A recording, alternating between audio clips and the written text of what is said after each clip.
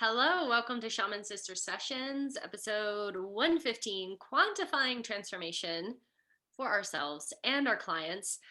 And I'm Katherine Bird. I'm here with Michelle Hawk, and we are excited to talk about transformation. It's such an important part of our lives and our work.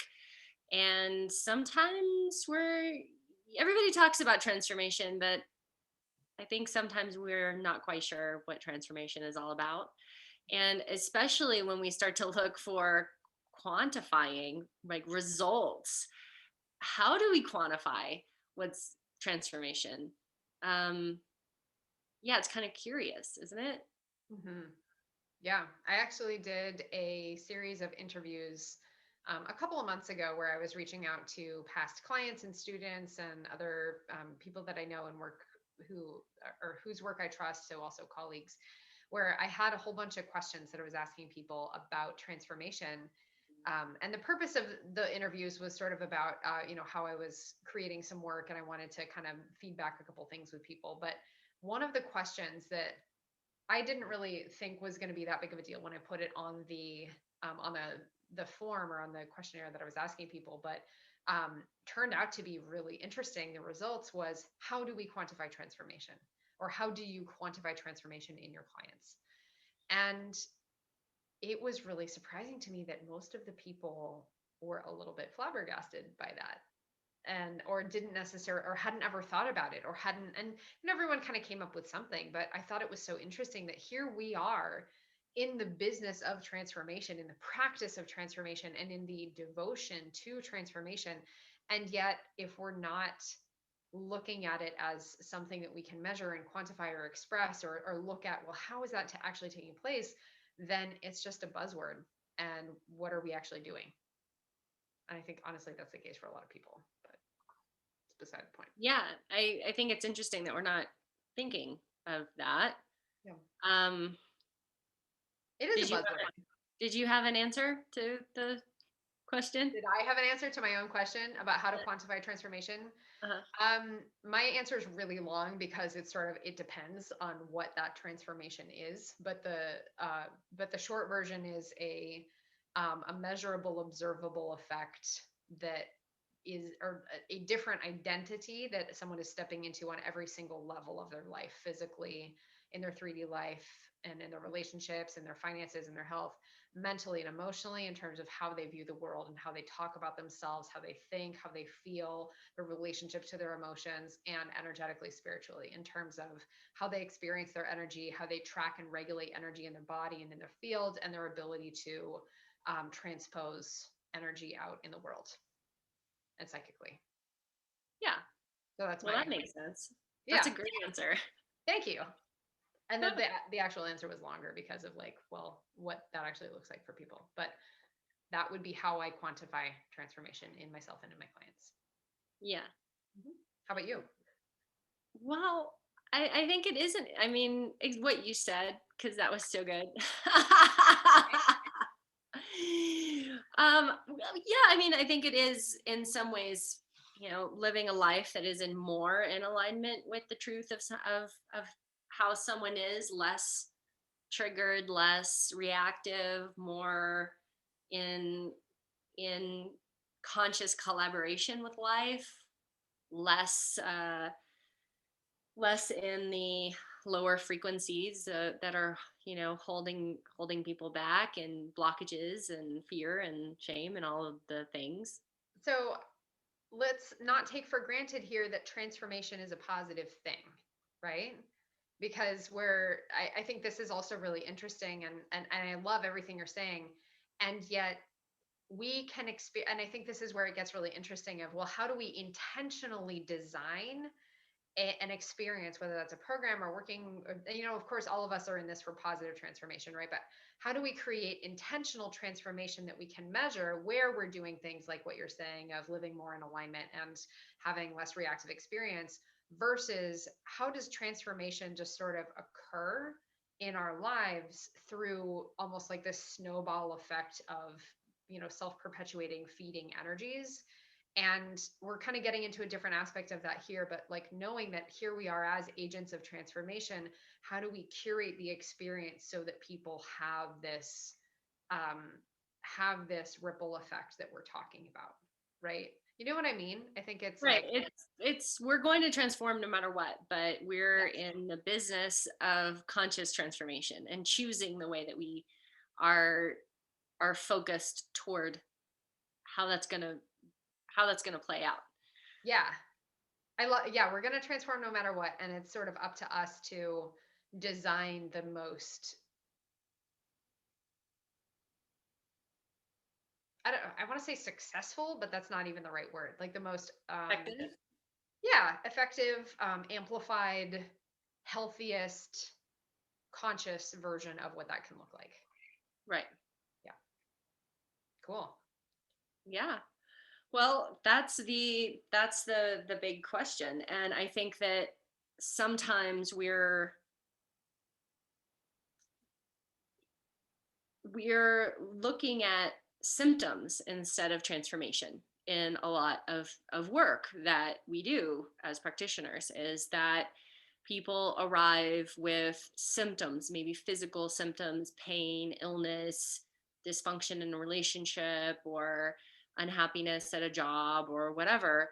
And there there is the tendency to attempt in life to problem solve discomfort in this, very our very western approach of like, I have a symptom, and so let me kill the pain of the symptom through doing the minimum amount of that I can do. Can I just take a pill, or have a surgery, or whatever's going to do it the fastest, the quickest, and then I have to work the least. And that is kind of the band-aid version of healing.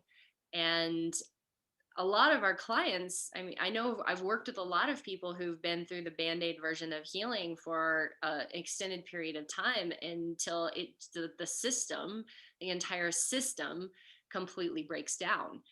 And then transformation is required. The transformation shows up as the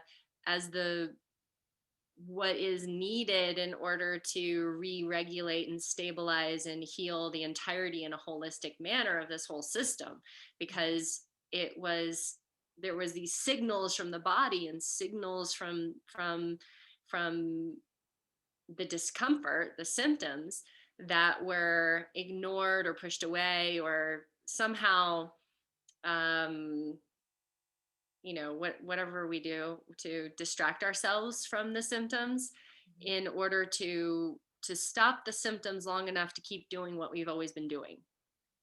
Yeah. Which interestingly, like in that case, things get worse, right? And so Hmm. I think let's look at like what happens if somebody is experiencing these symptoms. Like imagine, for example, like you've had clients like this, I've had people like this, where people are in this reality where they're ignoring their symptoms, they're looking for the band-aid, whatever. And people think like, oh, I'm just staying the same, but you're not ever just staying the same. Like there is something about that. Like you said, Kat, we're always transforming. So there is something about that experience that is getting worse. Whether it's like, well, my physical symptoms are staying about the same, but my mentally and emotionally, like I feel really, upset and frustrated that I'm not getting any better, and I'm taking it out on my partner, and I'm not sleeping well because I'm having anxiety about blah blah blah blah. And then there's this decline experience, right? And technically that is a transformation because according to this working definition that we have of an observable change, an observable measurable change on these different levels of experience, right? And so I think it's important to realize like you are always going to be in some way of transformation no matter what, but you're not ever going to be in a place of total stagnation and like everything the same. And so either you are proactively creating circumstances to move in a positive, healthy direction. And also energy is always like going like this anyway. So there's always going to be ups and downs no matter what. But how you are designing your life experience, how are you designing experiences and practices for your clients will help either like it will keep them from declining and moving into positive transformation. Does that make sense? Yeah. And some people don't want transformation. They are not interested. So then it's that decision of if you want to work with that person. And also sometimes we don't want transformation. We push it away. We don't want transformation because we're aware that what transformation is going to require is change. And maybe some kind of significant change or some kind of sacrifice that where we feel like it's a sacrifice or discomfort or something that we're afraid of. And those things can feel so strong that we choose not to transform. And that can we have the choice. We can choose not to actually go through this process, sort of. It seems like almost like inevitable in the end anyway, but we can choose to push it away. And then what happens though? Well, I mean, it depends, right? It depends on the person. I mean, we can, our bodies are remarkable things. They will keep us going, even if we're, until we die, right? Like we can be quite ill, we can be in a lot of pain, we can be very, very, very unhappy, Right. and still keep getting up every morning and walking around the planet and doing things. Right. But in that case, the transformation that has taken place in an unhealthy direction is on mental health and on, fulfillment and spiritual actualization. So like, maybe you're walking around, but you feel really alone and you're deeply unhappy and you're, questioning your reason for being here. Right. So, I think it's really, I almost like, I'm asking myself, why am I hammering this point home so hard? But it's like, I feel like there's almost this, I don't want people to take for granted that things are ever just going to stay the same, because things don't ever just stay the same. Like we live in a world that is constantly moving through cycles of energy that we've talked about at great length here on this podcast, right? We have this kind of constant flux of expansion and contraction, of raising and lowering of vibration, and that's just part of how it is to live on this planet. And transformation, when we are, it's really easy also to look at like moving in a positive direction, but even what we're talking about here is not like how you are transforming isn't necessarily ever going to be comfortable. It's not going to be easy.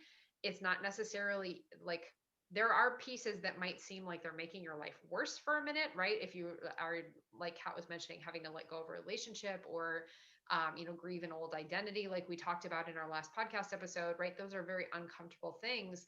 And yet they are conscious. And ultimately, they do create a more holistic, empowered, collaborative relationship with how that manifestation of spirit is wanting to move through you, and how your energy is participating and co-creating in this natural fluctuation of transformation, and how it moves ripple effect through all layers of your existence in your life.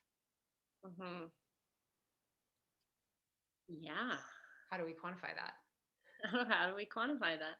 And Well, how do we? it is challenging to quantify, especially in clients who are struggling, because we can see that if someone we can we can look at someone's life and see, wow, they're really having a hard time and they're going through a lot and they're really struggling, and we can use that as a reflection that somehow um, they're not getting the results that we came into the healing relationship looking for. And this might happen to you as a client with someone, where you start working with them and you're like, holy shit, I actually feel worse right now. And that might be because you're digging into your past, into your trauma, into your belief systems, into things that aren't working in your life, and you're realizing some pretty serious stuff about yourself, which can not feel good. And we can utilize that not feeling good as a signal that we are failing at transformation, and blame our practitioner and blame ourselves and use it as a very sneaky way to choose not to do the work. Mm. And this happens a lot with people because even doing really deep energy work sometimes with people, or working on stuff shamanically, a lot of times after a session like that, someone will feel worse for a minute, you know, as they're processing and integrating. And then they'll be like, wow, I feel way better than I did before. And I felt kind of crappy there for a minute. Right. And I think what you're talking about is really important to understand. And we did an episode on alchemy where you talked about the stages of alchemy and the different phases. So you can go back and listen to that. Um, the the anatomy of a transformation, which we're going to get into on our next episode. We have a special guest coming in. You're getting a little sneak preview now. Special guest to come in and talk with us about the anatomy of a transformation. But it's also really helpful to understand the operations that happen in transformation. And that really is the stages of alchemy. And Kat, what you're talking about is that the death phase, which is the first phase of alchemy, where as we are cycling energy through before any rebirth can happen. And here, this is where I take issue with people who are, transformational coaches, and they only talk about the rebirth part. They are selling their clients short, and there's no way around that. And I think it's really doing a disservice to the depth of loss that one must inherently go through in order to complete an actual transformation cycle. Before we can be reborn, we must die. We must release those traumas. We must do the shadow work. We must release old identity structures. We must grieve and forgive and let things go out of our physical lives and material lives, and let things go from our energy bodies in order to be able to sort them out and reorganize, come to new belief systems and structures, set new declarations. Like we talked about in our last episode about declaring declarations and commitments of new identities, right? And then have that be reanimated and really living as this new version of yourself. Before you can do any of that, your life has to fall apart a little bit, at least a little bit in some areas, because that's the death part. Yeah, we don't like to hear that. We don't want that. No. Um, Rebirth is way sexier. People are like, oh, come for rebirth. Just live your best life. right, Hashtag best. right. And a lot can be done with positive intentions and affirmations and visioning and these things like that can create a lot of positive impact and change. And we're also looking at fundamental transformation, like a change of who you are, like on every level of your being. And that requires something. It requires some work because up until this point, we've been living our lives based on stuff that we've taken in from our environment, from our parents, from our school, from our past relationships, our belief structures that we've been holding on to. Mm-hmm. And part of transformation is really letting go of a lot of stuff. And sometimes we don't want to let go of things. It's it's not it's not comfortable even to let go of things that actually don't serve you and are unhealthy and toxic sometimes.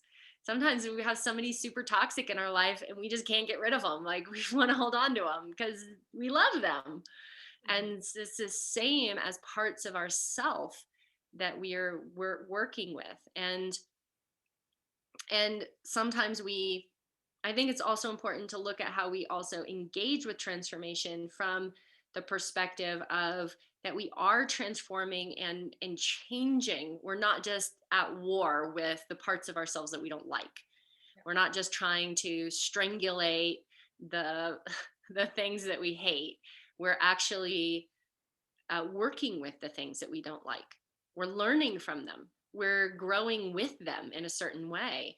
And a lot of times when I'm working with my clients, it's really looking at this part that's struggling and in pain and sabotage and fear and doubt and shame and all of this stuff, and actually welcoming it to the table to be seen, to be witnessed, to be loved, to be integrated fully, to be given a voice, to be worked with in a way that allows that part to transform. Mm. So when we look at it, it's like, yes, you are transforming, but you're transforming all of these separate little parts of you that are in collaboration inside of your entire ecosystem of your psyche, which Mhm. is an interesting thing to play with as far as the entirety of like the global transformation of looking at the earth. The earth is transforming, but every single ecosystem on earth is transforming. The desert is eventually turning into the sea or the rainforest, and the rainforest is eventually turning into the desert. And that is happening inside of us as we live this life if we're paying attention. Yeah. And we can do it consciously, or we can just let things kind of run their course over a period of time. Mm. That was a mic drop moment right there. That was good. Thank you. Whew. I love that you're talking about like the inner ecosystem, right? And that not taking for granted that when we are transforming holistically, like there are all these little parts that will need different things.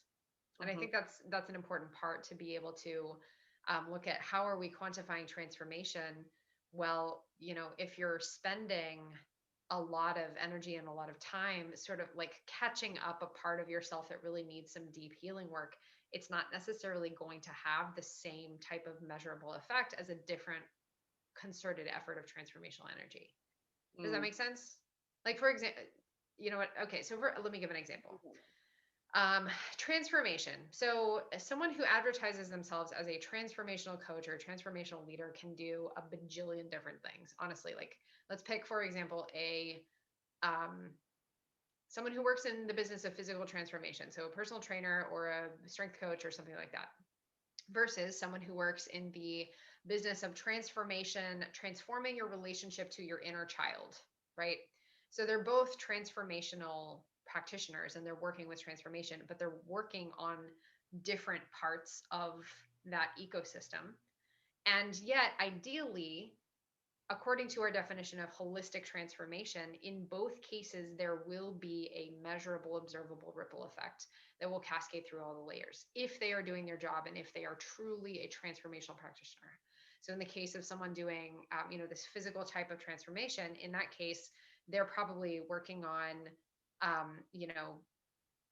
certain types of exercise and also their relationship with their body and also their nutrition, and then also as an adjunct that'll bring up whatever conditioning they had as a child or whatever relationship they had with their parents, where maybe they had two working parents who were gone all the time, so they had to eat fast food growing up, so they have this warped relationship with nutrition, um, or had struggled from eating disorder, and also have that impacting their romantic relationships and how they're showing up in partnership and their sense of value for how they're showing up in their work and they're getting paid and blah blah blah, right? So there's this holistic identity structure in that case that ideally is being addressed through the window, through going in through the door of strength training, for example. And if transformation has truly done its job, we will see not only the physical manifestations of, oh, that person, looks more fit and healthy in their body, and they have this relationship with their nutrition, but also they have different relationship with their partner and with their parents, and they feel differently about themselves, and they have a different energy body for those of us who can work with the energy body, right? But we're going to see it in this one way. And we have again, our other example is like the inner child person. They're going in through the door of working with inner child transformation, where maybe they had an abusive childhood, and they have this really estranged relationship with both parents, and have trouble forming intimate connections, and also have substance abuse issues because of internalized self-punishment, etc. This whole slew of stuff.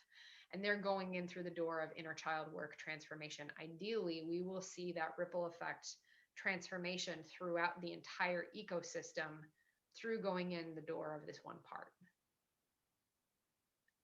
in the best case scenario, where transformation actually occurs. But Right. again, we quantify it differently, right? So like a strength coach might quantify transformation as, you used to not be able to do a deadlift at all, and now you can deadlift 150 pounds. that is transformation, maybe, right? Or that is one facet of transformation. And then an inner child person, healer would say like, oh, your transformation is you used to not ever talk to your father, but you had a really healing conversation, and now you're on a once a month phone call relationship with your father. Is that transformation? Maybe. That's why it's so hard for us to quantify and to look at. And yet, um, having the awareness of being able to go, I think give ourselves credit, I think is really important, because one thing that I learned that was so fascinating in working with people who had pain is that as soon as they stopped having the pain that they were having in a particular part of their body, it was like they completely forgot that it had ever existed. And so there they were transforming, and there were actually was the necessity to ask about the old pain a little bit. To, you'd be like, they come in and you'd be like, oh, this thing with my shoulder or whatever. And then you'd be like, well, what about your knee pain? And like, oh, right. Yeah, the knee pain that I've been talking about for this amount of time and all of these things. Like, not at all. No knee pain. That's so great. And I've completely forgotten that knee pain ever was a part of my life. And so, even though that's a physical way of relating, we also forget how far we've come in our lives. We forget that we used to be much more reactive, or that we used to have these bad habits, or that we used to engage in a certain kind of behavior, or we used to have a certain kind of communication skill, and we just kind of take for granted the case that we are now is what we are, when we've actually been through a massive transformation. And so oftentimes we forget to congratulate ourselves, and to celebrate, and to acknowledge the work that we've done, and the changes that we've made. And because our tendency is generally to only see the negative. Our brain's supposed to see the negative. It's supposed to see the pain. It's supposed to see the fear. It's supposed to see the things that are bad. Mm-hmm. So our brain is constantly on the prowl and searching for what isn't right.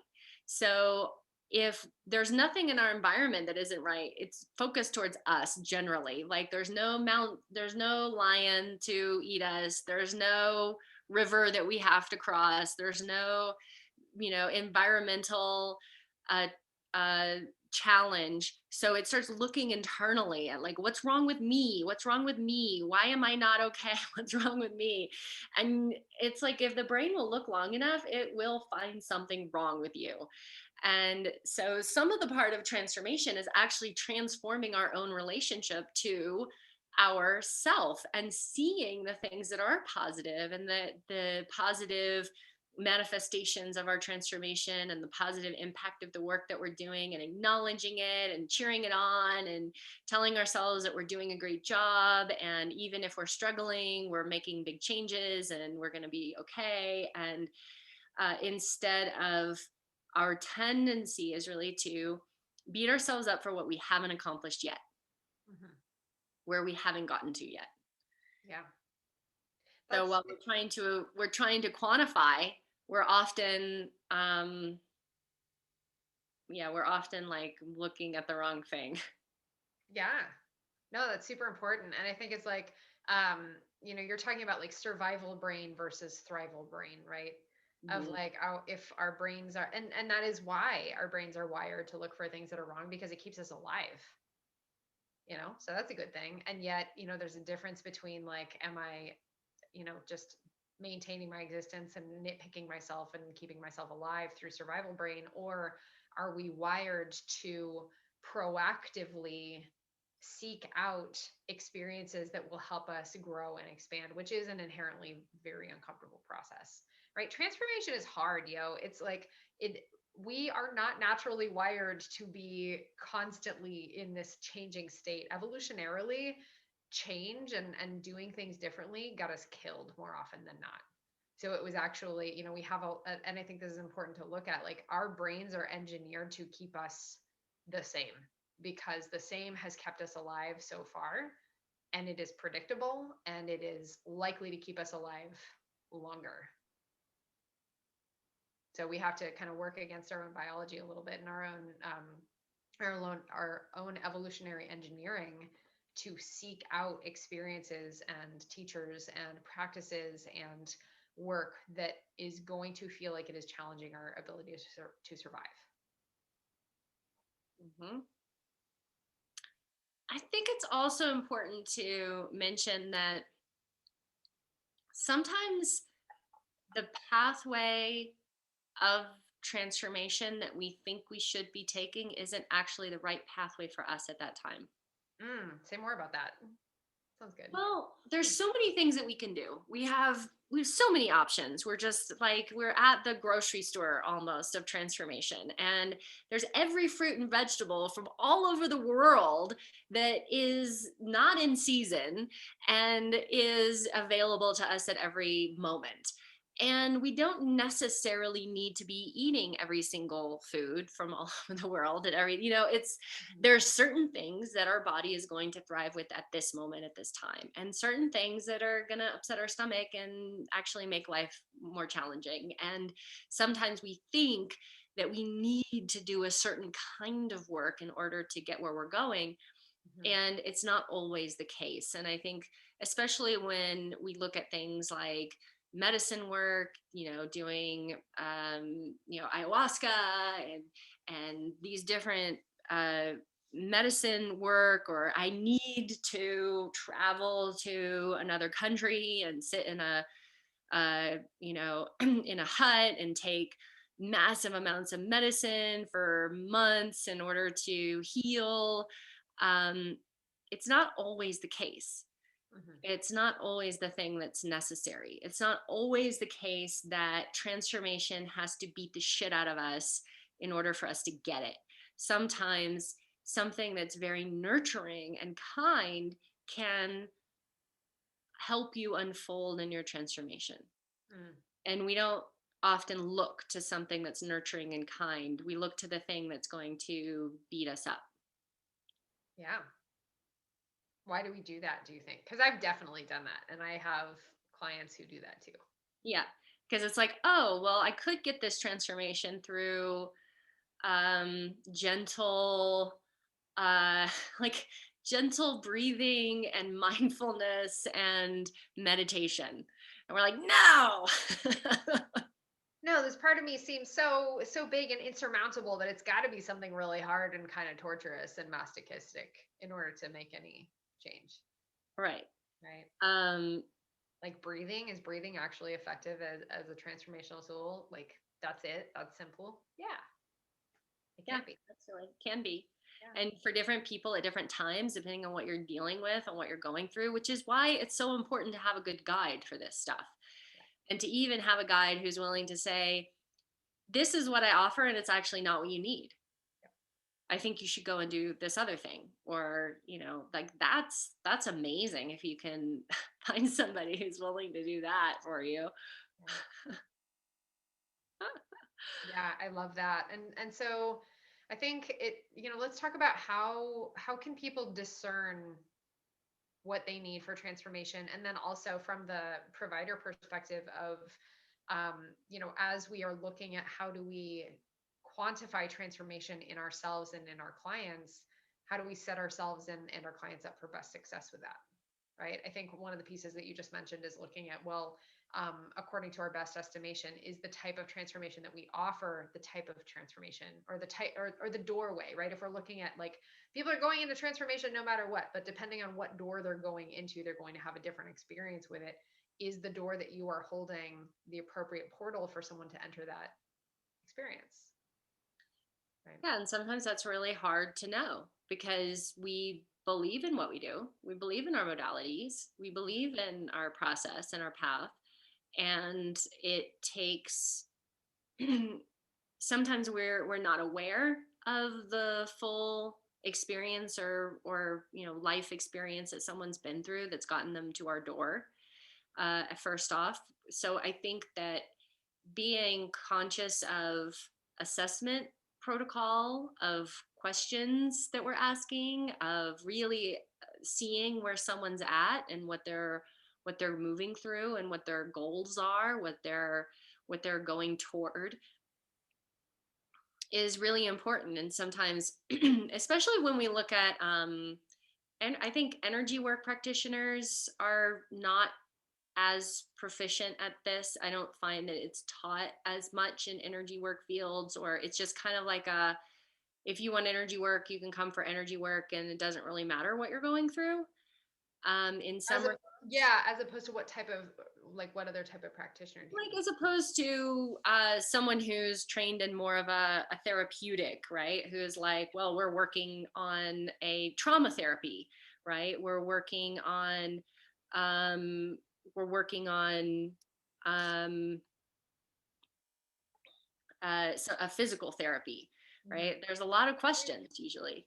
Right, or even I would say even in the case of like shamanic practice, like there is a clearer discernment about like, okay, well, what is the the energy to be moved, right? Because we're addressing it specifically. What is the underworld initiation that you are currently in the portal of, and how do we support you in that underworld initiation?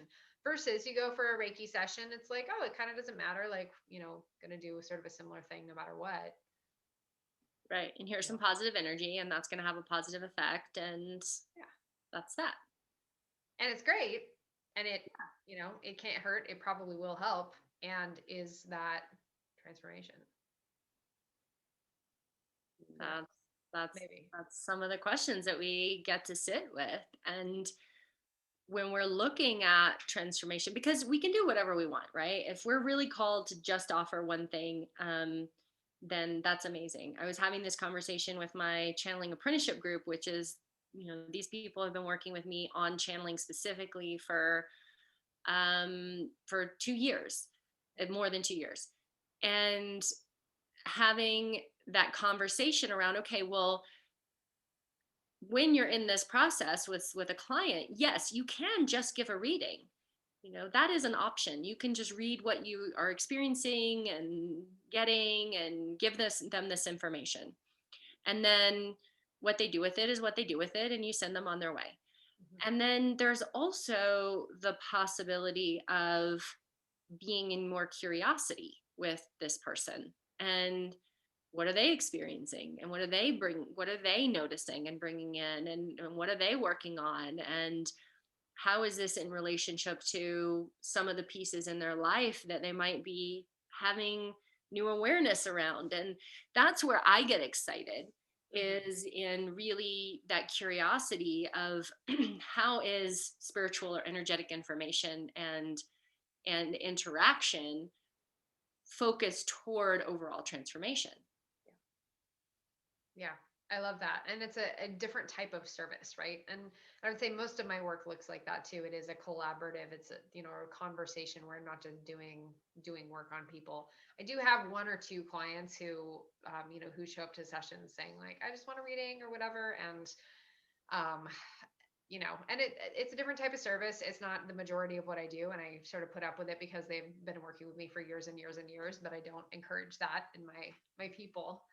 um I think, let's talk about like how did you experience transformation at different points in your practice, and how do you experience that now, right? Because I think that's interesting to look at.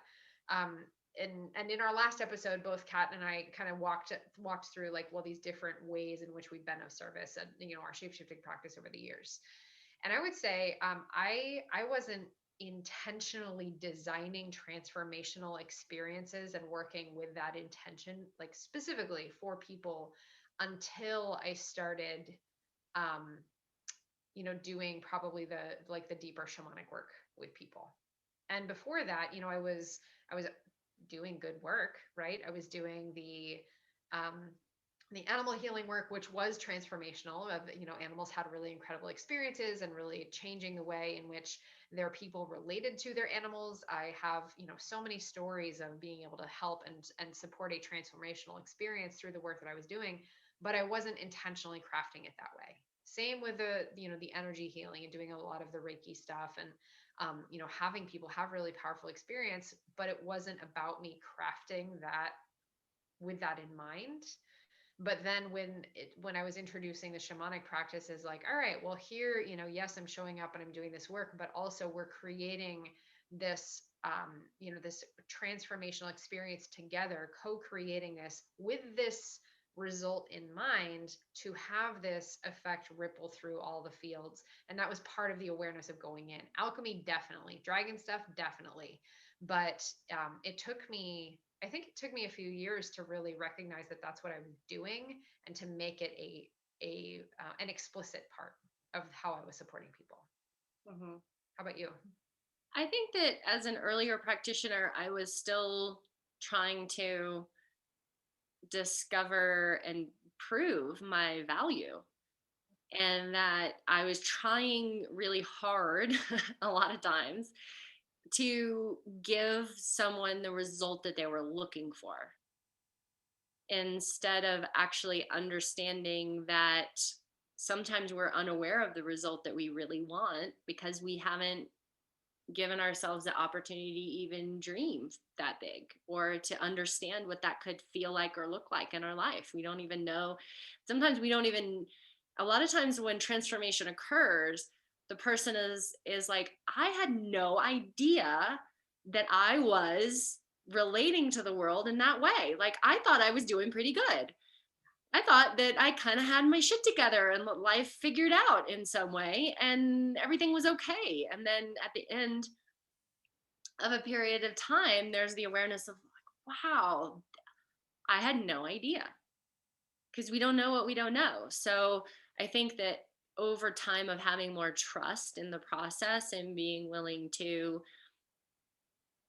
also, for myself in some ways, let go of responsibility in some ways, and attachment to the way that someone is going to transform and the amount of time they're going to transform in and what they're going to get, and the awareness that there are people that I will work with who will have that deep awareness that they need to change something significant in their life, and they will choose not to because they just can't in their awareness. They can't. And a lot of times, this is, especially with people who are married, they have, especially if they have children and they've built this life that is functional and they know that it's not what they're supposed to be doing.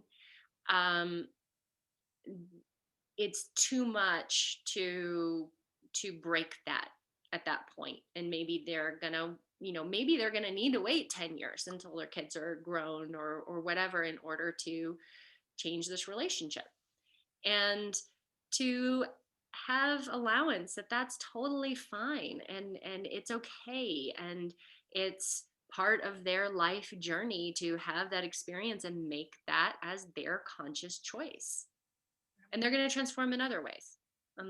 That's okay too. Yeah, I love that.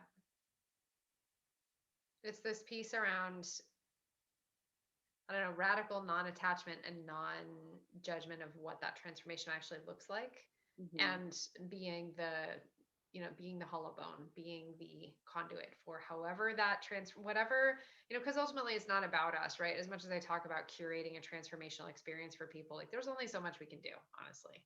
And granted, there are things that we can do to support creating a transformational experience for somebody, but ultimately at the end of the day, it's not actually up to us. It's about the agreements that they have with spirit, and the choices and the conscious declarations that our clients are making for themselves. And we can support them in that all day long. We can design transformational experiences till the cows come home, but until somebody actually commits and creates that portal for themselves, then what we're doing isn't really, what we do isn't actually transformation. We show people the door. We can help, give them all the tools that they need to walk through the door, and give them tools that they need to support themselves afterwards, but walking through the door is their choice. Mm-hmm. And also integration. Like, if I work with someone for 6 months, they they'll definitely have I mean, they're going to have a transformation. I don't want to say they're not. They totally are going to have something, right? But they might not fully get to the place that I can see their highest self or whatever, right? So that 6 months, it might be a year later that they then have stepped into this, full identity shift. And we talked about this on the last session of how long it takes to actually go through an initiatory process, uncover and integrate a new identity, and actually start to build life based on that new identity, and to take action and make choices and build structures around this new identity. That can take years. And so somebody might only work with me for 6 months, or they might only do a course with me, and then it might be a year or 2 or 3 years later that they actually fully step into the thing that was awakened in our work together. And to, I have to be okay. Like, there's all the time in the world. I always say, like, everything is in perfect timing. Like, you're not late. You're not late for transformation. If it happens tomorrow or it happens next year, it's not late. It just is, as it should be, so that you can go through what you're going through in exactly the perfect timing. Mhm. And I'm going to do everything I can to help support that and help it emerge. And it also has its own life force and its own timeline, its own trajectory of transformation that's going through your life. Beautiful. I love it. Okay. We've offered people a lot of things to think about, but are there any specific tools, awarenesses that we would like to impart people with before we close? Think of yourself as an ecosystem for transformation. I Yeah, like that one. right. Um, It's not all about in that. mhm. If you think about the ecosystem, if you want to have a healthy relationship to the environment, to the ecosystem, if you see a weed growing, there might be the idea I should go and get a weed killer and put this on this weed. But the more holistic version of that is, oh, there's a weed growing. Could that weed actually be medicine for me? Could that weed actually just go away naturally on its own if I start planting indigenous plants here, and or I have a cute goat or something that's going to be beneficial to the entirety of the ecosystem that's surrounding you? And what if I added more compost? If I adding more compost might look like getting rid of some of the energy that's stuck in your body, and transforming that, and purging it out of your system in some kind of way through energy practices and so on. And making changes in your life could be a form of adding compost to the soil, which might change the soil pH, and that weed might not have any interest of being there anymore. Mm, awesome. So that's sort of the like look at the different types of transformation available and be discerning about the door that you're walking through. Yeah, and not just to see everything that's maybe a challenge, or you might associate it with being negative as something that you need to immediately eradicate and kill, but to be curious about it, and to wonder why it's there and what it's there to teach you, and to be interested in it. Look it up in the little book and look at, like, oh, isn't that interesting? And the way that it grows, and why is this weed? Because it's like, if a weed is growing in your environment, it's usually there because it's doing something we don't give it credit for. It's doing something. It's helping to break up the soil. It's helping to bring nitrogen. It's helping to protect the soil from invaders and animals, so that it can grow trees, which are going to make a forest eventually. We only see this little problem, and we want to focus on the problem and kill the problem, instead of seeing as part of this larger ecosystem, which it might be there to signal, oh, hey, there's imbalance here. You cut too much away, and now this weed needs to grow in order for you to thrive later on. So what's your relationship to it? Mm. I love the gardening metaphor. That's great. Okay. There's a weed growing. You need to go do ayahuasca. Yeah. It's like, no, maybe you just need to find out what that weed is all about and like take its medicine, which is might be forgiveness. Mm, yeah. So, Or non-attachment. And it's like, oh, I just have a weed garden now. yeah, well, Weed, these are cool. I'm weeds scared. are just plants with bad marketing teams, right? Or wait, what's the joke? What's the difference between a flower and a weed? Marketing. Yeah. Hilarious. Okay, Yeah. what do you Thanks. got? What do I got? I got well, I feel like speaking of hands, you were talking about your hands being all swollen. Or was that in the last episode? Yeah, last We're episode. recording 2 episodes at a time, people, in case that wasn't obvious if we're wearing the same clothes and whatever. So Kat was talking about last time her hands all swelling up in regards to a shape shifting her practice experience. And I've been having, speaking of transformation, I've been having this weird issue with my hands recently where um, for the last several months, and this has been me being very curious about what's going on with my hands, I've been having and I don't know if you can see on the video, and they're actually so much better now, but like my fingers from these knuckles down, just having a lot of inflammation and like having these red, like angry red spots on the backs of my fingers and bumps and like breaking open the skin. And I've tried lots and lots of things, some different types of energy healing work and doing more hands-on healing and arnica and acupuncture and all the things and talking to my hands and doing psychic surgery on my hands and looking at like, well, maybe is it, weightlifting, and I was helping my brother carrying something heavy up the stairs, blah, blah, blah. And so I've gone through a lot of different doors around the, this hand experience that I'm having. There were moments where my fingers were so swollen that I couldn't actually bend my fingers. I was addressing electrolytes and nutrition and all the things. And recently, I have softened about it considerably, and I've practiced this curiosity about it and looked at like, okay, well, holistically within the ecosystem of my body and of my life, what's going on? What are some of the trends and the traits that I'm noticing in my own energy body and in what's happening in my experience? And it has been really illuminating in terms of looking at kind of overheating the yang channels and holding too much of a certain type of frequency. And I think it's also related to this new energy that's coming through about dragon stuff and needing to be, more intimately connected with the subtle aspects and energies that are wanting to come through and not muscle my way through transformation and, holding really hard and having attachment and just all the things.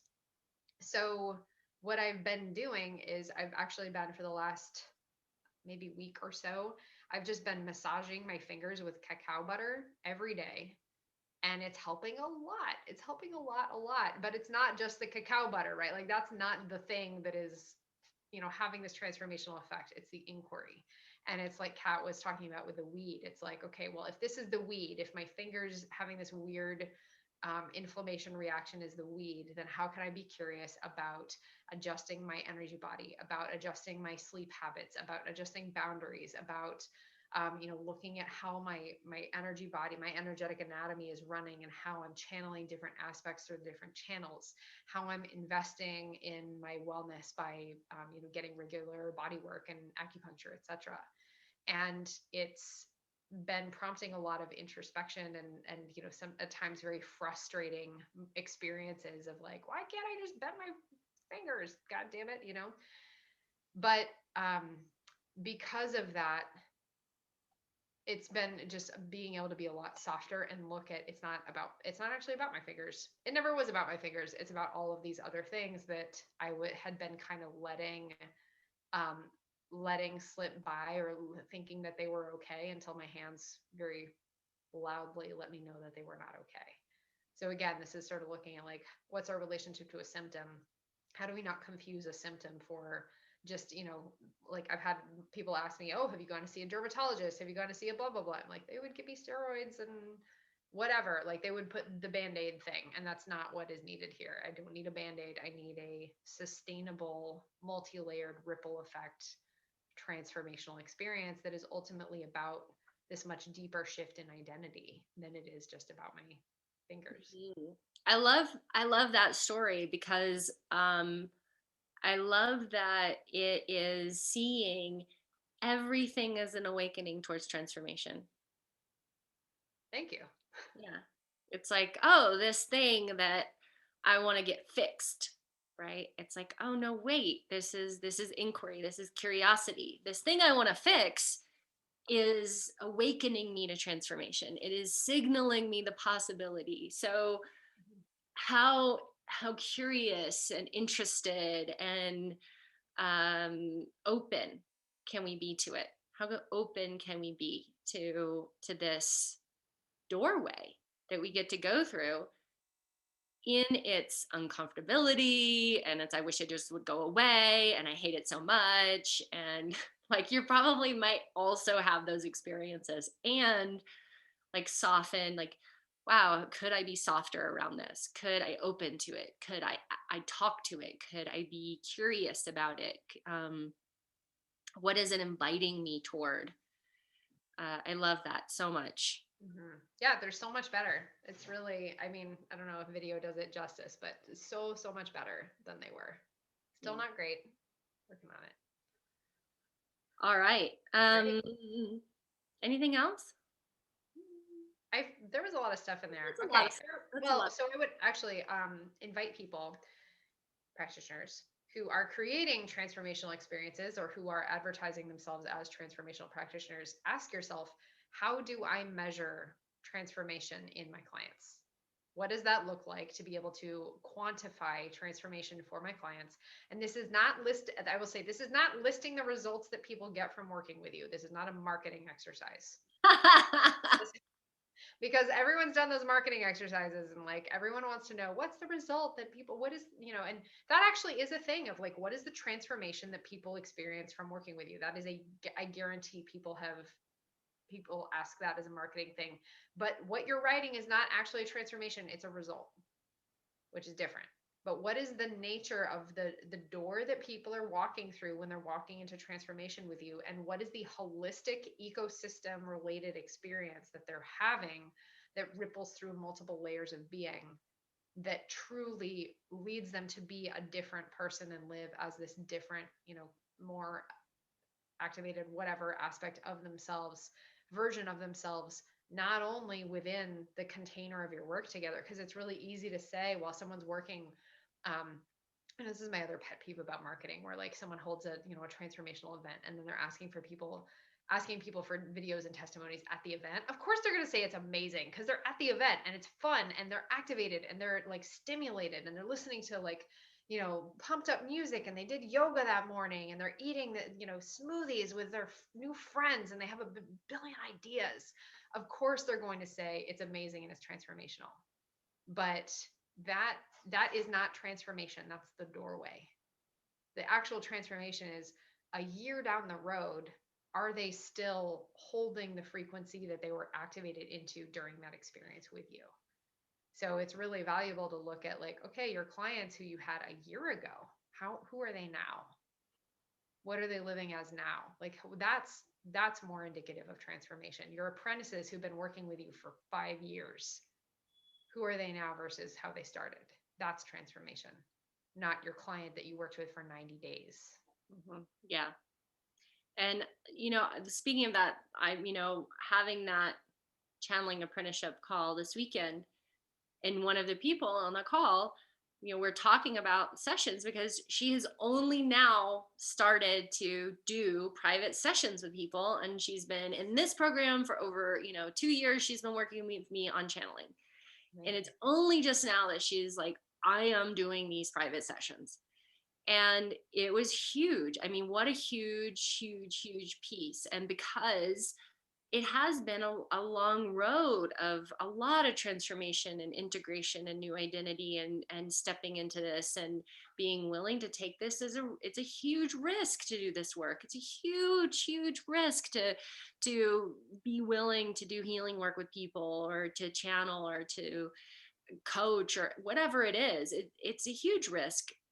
Personally, we feel so it can take a long time to really step into things, as we've been saying. So Mm-hmm. yeah, it's over time. And everybody's right on time. I love it. Awesome. Well, thank you so much for joining us. We've given you a lot to think about here. Go off and write and journal and think about your relationship to transformation and how you're showing up to create that experience or support that experience for yourself and for your people, and how you are quantifying that. If you are interested in continuing to stay in touch with us, there are so many ways that you can find our material. We've got 114 other episodes up on YouTube, iTunes, Stitcher, and Spotify. Please like, subscribe, leave us a review, a 5-star review, or whatever, but 5 is great. And we will accept 4-star reviews and whatever you feel like giving us, that's fine. But know that this is part of our joy. This is part of how we support transformation in our community, and it's really important to us to keep making this work available. So please do share if there's any favorite episodes that you have, and you're like, oh, I know someone who needs that. Then go ahead and send them an episode, and let us help those people too. So help us share the word, spread the word, and please, if you feel called to donate or become a patron of this work, we want these episodes to be free, and it does cost us to produce this content. So if you feel like becoming a patron, you can do so at patreon.com. That's patreon.com/Shaman Sister Sessions. Or if you'd like to make a one-time donation via PayPal, you can send us money through PayPal to shamansistersessions@gmail.com. In terms of ways that you can keep in touch with us, you can find me on my website, joyofenergy.com. There's some dragon stuff going up there now as we speak. There's the Sapphire Dragon Lineage Initiation that that is now available after years of percolating and letting that transformation integrate into my field. Now there's space where I'm opening that up to one person per month. And so you can go ahead and apply for a Sapphire Dragon Lineage Initiation. It will knock your socks off, I promise. It's great. And then there are going to be some other dragon things up there shortly in terms of virtual ways to engage with dragon material. So please stay tuned, check it out. Kat, how about you? You can find me at katherinebird.com. My membership Heroes is ongoing, and I have other things happening, but right now I'm just focused on other things than all my programs are full and happening right now. But Heroes membership is an open piece if you want to come and train with me and be in community with other practitioners. Great. Beautiful. Well, great work, everybody. Get transforming. We'll see you next time. Bye.